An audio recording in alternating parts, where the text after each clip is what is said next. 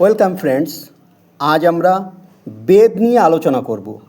বেদ কি জিনিস, এর বিভিন্ন ভাগ এবং বেদ কি কাজে লাগে সেগুলি সম্পর্কে আমরা আলোচনা করব।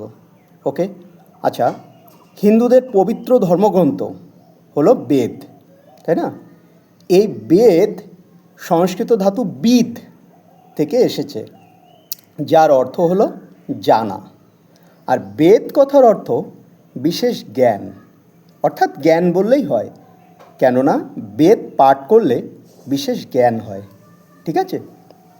বেদ, হিন্দুরা বিশ্বাস করত যে বেদ মানুষের রচনা নয়, বেদ রচনা করেছে স্বয়ং ঈশ্বরের বাণী বেদ হয়ে আছে, ঈশ্বরের বাণী বেদে লিখিত রূপ আছে।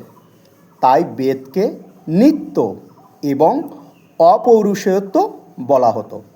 কিন্তু পরবর্তীকালে যখন ব্রাহ্মণ্য বা আমাদের বৌদ্ধ ধর্ম, জৈন ধর্ম, এরা কিন্তু বেদের অপৌরুষেয়তা মেনে নিত না।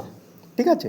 যাই হোক, বেদ ঈশ্বরের বাণী এবং মুনি ঋষিরা সেই বাণী স্মরণ করেছিলেন এবং শুনেছিলেন। প্রাথমিক অবস্থায় বেদের কোনো লিখিত রূপ ছিল না, যার ফলে বেদকে ছাত্রদের শুনে শুনে মনে রাখতে হতো, যার ফলে বেদের আর এক নাম হচ্ছে শ্রুতি। এবং বেদকে স্মৃতিতে ধরে রাখতে হতো, তার জন্য বেদকে স্মৃতিও বলা হয়। ঠিক আছে? বেদের চারটি ভাগ: ঋগ্বেদ, সামবেদ, যজুর্বেদ এবং অথর্ববেদ। প্রতিটি বেদ আবার চার ভাগে বিভক্ত: সংহিতা, ব্রাহ্মণ, অরণ্যক, উপনিষদ। ঠিক আছে? আচ্ছা, চারটি বেদের মধ্যেও ঋগ্বেদ হচ্ছে প্রাচীন, সব থেকে প্রাচীনতম বেদ ঋগ্বেদ। এটা কবে রচিত হয়েছিল? সম্ভবত 1500 খ্রিস্টপূর্বাব্দে ঋগ্বেদ রচিত হয়েছিল। এটা থেকে আমরা আর্যদের সপ্তসিন্ধু অঞ্চলে যে বসবাস, সেটা সম্পর্কে আমরা জানতে পারি যে প্রাচীন আর্যরা ভারতবর্ষে এসে সপ্তসিন্ধু অর্থাৎ পূর্ব আফগানিস্তান থেকে পূর্ব পাঞ্জাব পর্যন্ত যে জায়গাটা, সেই জায়গাটাই বসতি বিস্তার করেছিল। এটা কিন্তু ঋগ্বেদ থেকে জানা যায়। ঋগ্বেদে কি আছে? ঋগ্বেদে 10,600 শ্লোক, 10টি মণ্ডল এবং 1028টি সূক্ত আছে। প্রকৃতির বর্ণনা এবং দেবদেবীর স্তুতিগান এই ঋগ্বেদের বিষয়বস্তু। ঠিক আছে? আচ্ছা, তারপর আছে সামবেদ। সামবেদ ঋগ্বেদ থেকেই সংকলিত হয়েছে। এগুলি যজ্ঞ অনুষ্ঠানের সময় গান আকারে করা হতো, যার জন্য এটাকে সামগান বলা হয়। দেখো, ভারতের যে সঙ্গীতের উৎস কিন্তু এই সামবেদ। যত সঙ্গীত আছে, সারেগামাপা, ঠিক আছে, যে 7টা মন্ত্র সারেগামাপা করতে গেলে লাগে সুর, সেটা কিন্তু এই সামবেদ থেকে উঠেছে। তাহলে ঋগ্বেদ, সামবেদ। যজুর্বেদে যাগযজ্ঞ মন্ত্রাদির সংকলন যজুর্বেদে আছে। আর অথর্ববেদে জাগতিক সৃষ্টি রহস্য, তুকতাক, জাদুবিদ্যা, ইন্দ্রজাল, এইগুলো সম্পর্কে আছে। ঠিক আছে? এটা হচ্ছে বেদের চারটি ভাগের বর্ণনা। কোন বেদে কী সম্পর্কে লেখা আছে সেটা। আচ্ছা, এর মধ্যে এই চারটি বেদের মধ্যে ঋগ, সাম, যজু, এই তিনটি বেদকে ত্রয়ীবিদ্যা বলা হয়। সম্ভবত অথর্ববেদটা ত্রয়ীবিদ্যা থেকে বাদ গেছে, কেননা এটা যাগযজ্ঞ সম্পর্কিত কিছুই নেই, তাই না? যার জন্য এটা ত্রয়ীবিদ্যার অন্তর্ভুক্ত পড়েনি। আচ্ছা, প্রত্যেকটা বেদ আবার চার ভাগে বিভক্ত: সংহিতা, ব্রাহ্মণ, অরণ্যক, উপনিষদ। সংহিতা হচ্ছে বেদের পদ্যরূপ, ব্রাহ্মণ হচ্ছে বেদের গদ্যরূপ, অরণ্যক হচ্ছে অরণ্যের নির্জনতায়। বৈদিক সমাজে যে চতুরাশ্রম আছে, তার মধ্যে বানপ্রস্থ অর্থাৎ তৃতীয় আশ্রম আসলে ছাত্রদেরকে বনে গিয়ে তপস্যা করতে হতো। সেই তপস্যা অর্থাৎ অরণ্যের নির্জনতায় অরণ্যক তৈরি হয়েছিল। আর বেদের শেষ ভাগ হচ্ছে উপনিষদ। এতে যাগযজ্ঞ, মন্ত্রতন্ত্র ইত্যাদি আছে। ঠিক আছে? উপনিষদকে বলা হয় বেদান্ত, অর্থাৎ প্রতিটি বেদের শেষে আছে।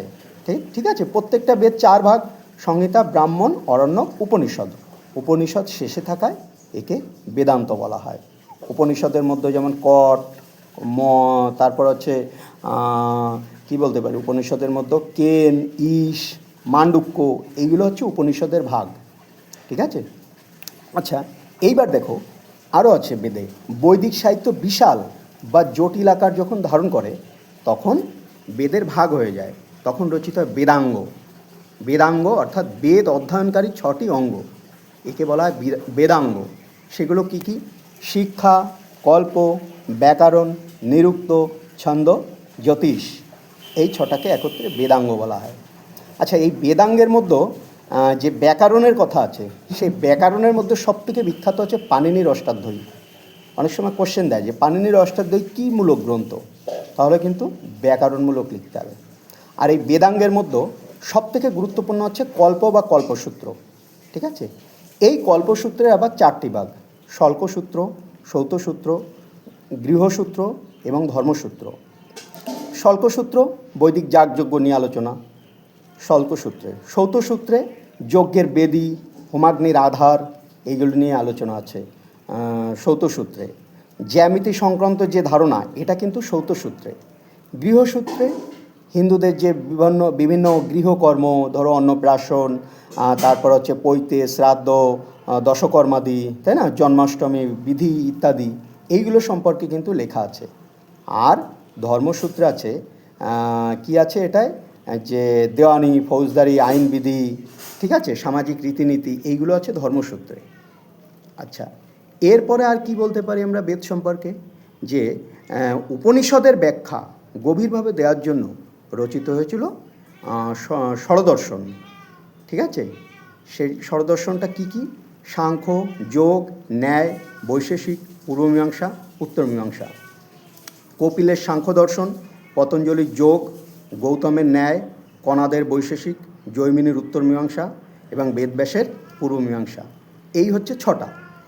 এটাকে বলা হয় ষড়দর্শন। তাহলে বেদাঙ্গ এবং ষড়দর্শন পরবর্তীকালে বৈদিক সাহিত্য বিশাল আকার ধারণ করলে এইগুলো কিন্তু রচিত হয়, বেদাঙ্গ এবং ষড়দর্শন। ঠিক আছে, এই দুটোকে একত্রে মিলিয়ে বলা হয় সূত্র সাহিত্য। ঠিক আছে, এর প্রত্যেকটা এই যে ভাগ আমি বললাম কোনটা কি কাজে লাগে, এগুলোকে জানতে হবে। এটা হচ্ছে বেদ। আর এই বেদান্ত অর্থাৎ উপনিষদগুলি সম্ভবত 600 থেকে 400 খ্রিস্টপূর্বাব্দের মধ্যে এইগুলো রচিত হয়েছিল। আচ্ছা, এইবার লাস্ট ফিনিশিং, যে বেদ আমাদের কি কাজে লাগে, বেদের গুরুত্ব কী। বেদ হচ্ছে হিন্দুদের পবিত্র ধর্মগ্রন্থ, এটা বিভিন্ন কাজে লাগে। ধরো ঋগ্বেদ, এটা থেকে আমরা সবথেকে গুরুত্বপূর্ণ যে উপাদানটা পেয়ে যাব, সেটা হচ্ছে আর্যদের ভারতে আগমনকাল আমরা জানতে যে ডেটাটা নির্ভরযোগ্য, সেটা হচ্ছে ঋগ্বেদ। অর্থাৎ সপ্তসিন্ধু, পূর্ব আফগানিস্তান থেকে পূর্ব পাঞ্জাব, এই যে লোকেশন, এই জায়গায় আর্যরা কিন্তু বসতি করেছিল। তাছাড়া হিন্দুদের বিভিন্ন তিথি, কর্মকাণ্ড, ক্রিয়াকলাপ, তারপর ধরো জন্মাষ্টমী, বিবাহ, পৈতে, অনুষ্ঠান, শ্রাদ্ধ, তাই না, ইত্যাদি ইত্যাদি যে কর্মকাণ্ডগুলো, সেগুলো কিন্তু এই বেদে বিভিন্ন বিষয় মন্তব্য করা আছে। এই হচ্ছে আমাদের বেদ নিয়ে আলোচনা। এটা তোমরা সবাই জেনে রাখবে। Good bye.